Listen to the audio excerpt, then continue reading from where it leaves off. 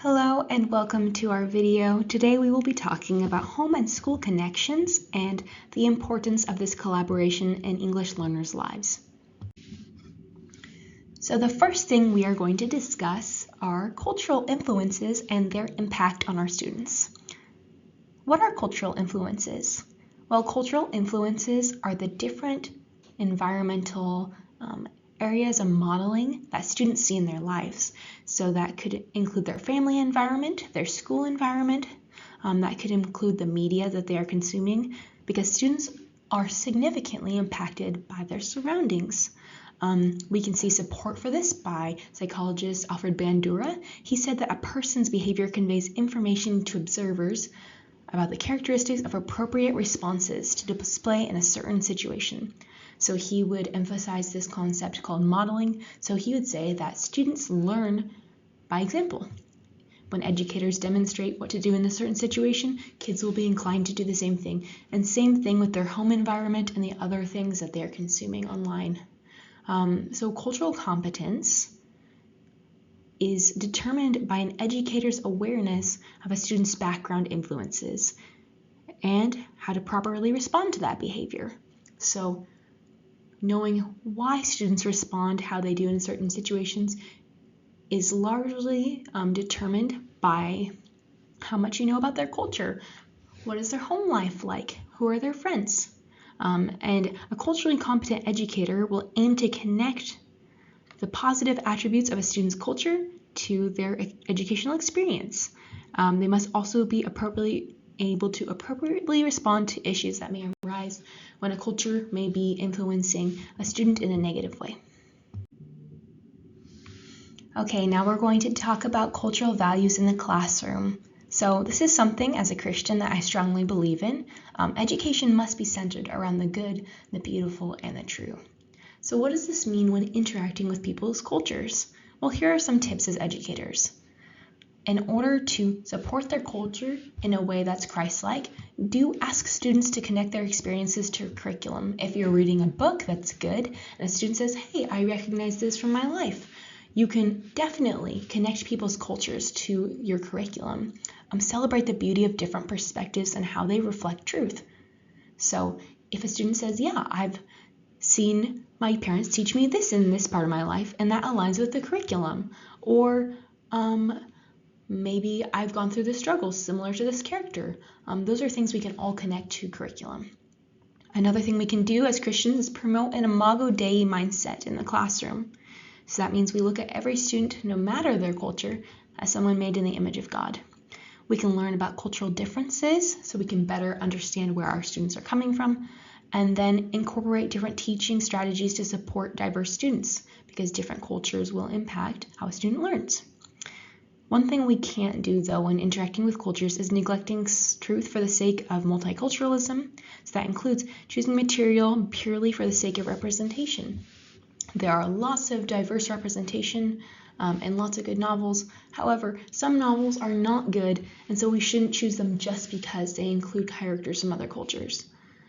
We should not fail to reward good behavior or to put up boundaries when culture disagrees with what is bad, just because we don't want to offend people. We have to be firm on our boundaries in our classroom. An example of this might be a stance on how to treat women from different cultures that can differ from person to person. We have to make sure we are treating people with dignity despite a cultural stance. And then we can't identify our students singularly by their culture more than them as holistic beings. We need to first value them as people made in the image of God, and then see the beauty of their culture on top of that. So how does culture affect our learning environments? Well, as educators, we must consider how cultural influences impact learning styles. And so there are a couple of things we can do in response to how culture impacts our students. We can give diversified assessments. So since students will have different strengths and will be able to succeed in different areas because of how they learn and how they've been taught in their culture and what they value, it's important to use a combination of quizzes, projects, and peer assessments to gauge student understanding in various ways, catering to different learning styles and needs. It's also good to have a conversational classroom tone to allow students to engage and contribute to conversation and have the ability to speak their mind and also wrestle with things out loud in order to better learn a language. And also it is important to make cultural connections within the classroom, allow students to feel included, give them opportunities to connect their home life to what they're learning at school. Here are some strategy examples on how to best utilize cultural connections to support curriculum and student learning.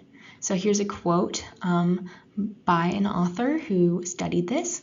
They said, striking a balance between universal and particular cultural references while utilizing practices such as classroom circles, open-ended questions, special projects, and formative assessment can enhance student academic achievement, well-being, and overall success in diverse classrooms. So culture can be such a strength in the classroom. Having people from lots of different cultures gives different learning styles, gives different experiences, and allows people to see the world more holistically. It's a beautiful thing when you have kids from other cultures because they can look at the truth in a unique way and better value different aspects of it. So using strategies to make sure they have opportunities to speak in the classroom, as well as getting to show off their culture and what they believe in, is such a beautiful thing. To best support students in the classroom, you need to also support them not just academically, but also socially and emotionally.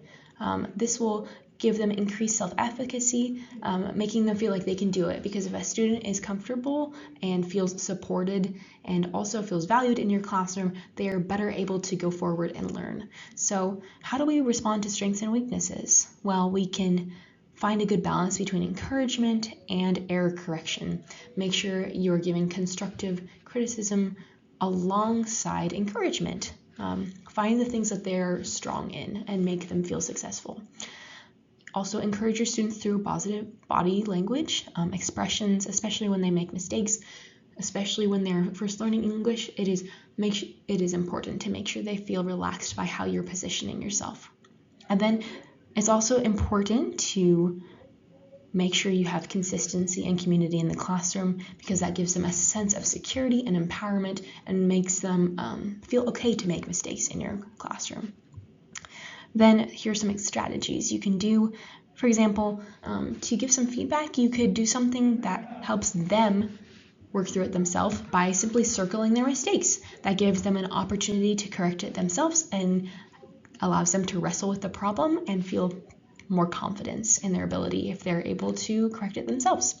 It's also good to focus on 1 or 2 concepts at a time to make it feel manageable, and then students can really look at how they can improve in this particular situation and do better next time. So then we can move on to another area that needs to be worked on. Now let's talk about how we can include families and the importance of families in students' lives. According to this quote by Vera and others, parental education involvement has been widely studied as one of the most important predictors of school success.